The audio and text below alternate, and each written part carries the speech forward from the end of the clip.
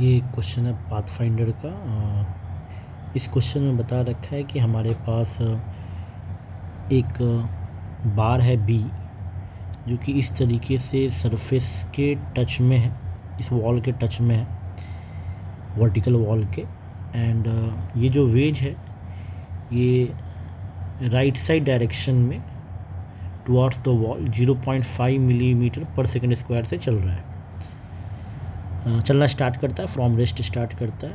And जैसे ही वो चलना स्टार्ट करता है, एट दैट मोमेंट जो वॉल है वह वैक्स का बना हुआ है, इसलिए वह मेल्ट करना स्टार्ट करता है। और उसकी जो रेट है मेल्ट करने की वो बता रखा है 1 millimetre in a second. And question में ये बता रखा है कि if the bar always remains horizontal, then इसमें से कौन कौन सा कंक्लूजन जो है वो हमारे लिए सही दे रखा है। तो ओबियसली ये कि सर जैसे जैसे अगर हम देखें यहाँ पे, तो मैंने किसी टाइम टी पे यहाँ पे एनालिसिस किया है, तो ये जो इंक्लाइंड सरफेस वेज है हमारे पास, वह किसी टाइम टी के बाद कितना चल जाएगा। तो इसलिए हम v equal to u plus a t की मदद से हम ये पता कर सकते हैं कि टी टाइम के बाद इसकी हॉरिजॉन्टल वेलोसिटी कितनी हो जाएगी।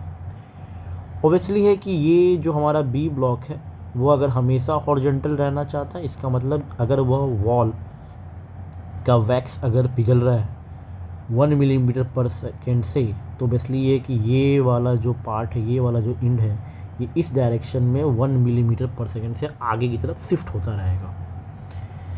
एंड हमने इसका एक वर्टिकल डायरेक्शन में भी वेलोसिटी कंसीडर कर लिया, दैट इज वी वाई। हम वर्टिकल अपवर्ड भी मान सकते हैं, डाउनवर्ड भी मान सकते हैं, अभी कुछ भी पता नहीं है इसलिए मैंने इसको डाउनवर्ड डायरेक्शन में कंसीडर कर लिया है। नाउ अब किसी टाइम टी पे ये कहानी है, किसी टाइम टी पे वेज की कहानी ये है। अब हम इन फ्रेम ऑफ वेज जाकर इस क्वेश्चन को सॉल्व करने वाले हैं। तो जैसे ही हम इस वेज के फ्रेम में चले जाएंगे, तो इस जो बी हमारे पास बार दिख रहा है, इस बी बार के पास जो वेलोसिटी हो जाएगी वो 1 माइनस 0.5 टी। ओबियसली ये जो ए है, जो वेज है, वो अपना वेलोसिटी रिवर्स करके दे दिया है इसे। Then its velocity will be equal to 1 minus 0.5 t. And इसकी जो वेलोसिटी है वो इस डायरेक्शन में है हमारे पास वी वाई के बराबर।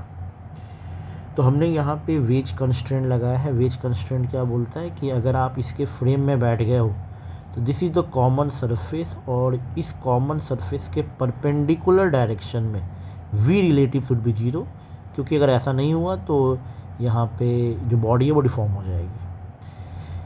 तो हमने क्या किया है, this is the common surface, this is perpendicular to the common surface. Obviously हम इसके बैठ चुके हैं, ये वेलोसिटी वगैरह ऑलरेडी हमने लिख रखा है यहाँ पे। फिर हमने यहाँ पे कंपोनेंट कर लिया है, ऑब्वियसली है परपेंडिकुलर द इंक्लाइन सरफेस, इसका जो कंपोनेंट आ जाएगा वो आ जाएगा 1 माइनस 0.5 टी साइन 37, और वी वाई का कंपोनेंट आ जाएगा इस डायरेक्शन में, that will be equal to minus v y cos 37। और इसके रिस्पेक्ट में इस लाइन के लॉन्ग रिजल्टेंट वेलोसिटी इसका 0 होना चाहिए, तो वो 0 कर दिया, उसको हमने सॉल्व किया। तो यहाँ पे वी वाई की वैल्यू आ गई 1 माइनस 0.5 टी tan 37 डिग्री। ना ऑब्वियसली है कि यहाँ पे हम देख सकते हैं एक चीज़ कि हमारी जो वी वाई है, जो हमने कैलकुलेट किया है वी वाई, उसकी वैल्यू ग्रेटर देन 0 है। कब तक ग्रेटर देन 0 रहेगी? जब तक टी की वैल्यू लेस देन 2 सेकेंड है। ग्रेटर देन 0 का मतलब ये नहीं है कि ये जो बी है वो ऊपर जाएगा, क्योंकि हमने ऑलरेडी डायरेक्शन डाउनवर्ड मान रखा है। इसका मतलब हमारी वैल्यू पॉजिटिव कब तक रहने वाली है? जब तक टाइम की वैल्यू 2 सेकेंड से कम है। इसका मतलब वह नीचे आएगा, एज्यूम डायरेक्शन की तरफ आएगा, जो कि डाउनवर्ड है। At t equal to 2 second v y 0 हो जाएगा। इसका मतलब किसी मूवमेंट के लिए वो रुकेगा, फिर टी ग्रेटर देन 2 सेकेंड के लिए वह ऊपर जाना स्टार्ट कर देगा। इसका मतलब जो ऑप्शन ए यहाँ पे बता रखा है, उसने बता रखा है the bar first moves downward and then upward, ये करेक्ट ऑप्शन है।